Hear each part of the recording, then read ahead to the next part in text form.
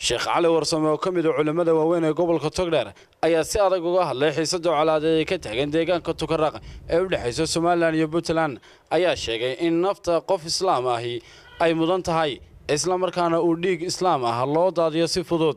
Sheekh ayaa hadalkan waxa uu ka sheegay maruu maanta ka hadlayay tukashada salaada ciida fidriga ee garoonka kubadda cagta ee Lamse ee magaalada Burco. maamuldan dagaalkan ka socoya meesha la yiraahdo Tukaraq مسؤوليتنا نجسار العلماء هدان النهاي هدان العلماء النهاي نجباش الميسون اللي يراهو محاولات كسياسة يبدأ قليي النبي صلى الله عليه وسلم وحيد مثلي ومثلكم وحيد إذنك أنا وحي سجدن يداديه وحنو سجدن النهاي نندب مال كشتي دب مال كشتي أو دبنا بنانا أو دبنا بحري أو دمكسو أورورين أو سكو ريان حشرات كودم بلنبالستي يا وحي بحالي يريد دولدولي markay dabka arkaan way isku soo guraan wuxuu yiri meel buu dabka shitay waxa soo dhanba ku soo ururay oo isku guraya dabkii isna wuxuu doonayaa inaan ka baajiyo oo ka celiyo isla doonayaa una taageeli maayo waxaan leedahay wuxuu markaa nabigu yiri war aniguna sidaas oo kale waxaan guntigaan idin hayaa war ka joogan leedahay idinku waa iga buuxsanaysaan idinku cadaabka isku guraaya marka waxaan leedahay dagaalada xuduudadan aad sheegaysaan aad leedihiin waa muqaddas wallahi qof kaliya dhinta oo mu'mina oo lagu dilay wallahi yaa ka muqaddisan xuduudadan aad sheegaysaan leedihiin waa muqaddas wallahi qof kaliya oo muslina ayaa ka muqaddasan oo ka qiimo badan ilaahay subhanahu wa ta'ala أرلادنا إن الأرض لله دولك إلهي بيسكله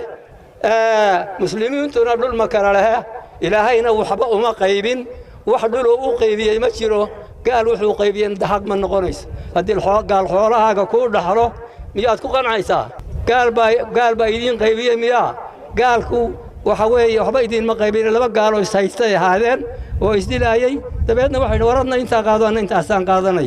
waxay naga inoo qaybiyeen ma jiro mid walba waxa weeye adna inta qaado dabadeed markii dambana way iska tageen dabadeedna waxay dani qabsatay dadkii dhulka deganaa waxaan leeyahay dadka muslimiinta ah waa ummad kaliya baa in hadii ummatukum ummatan waahida wa ana rabbukum ummad kaliyatihin rabbigiina wa ana ba ilaahi wuxuu leeyahay aniga weeye marka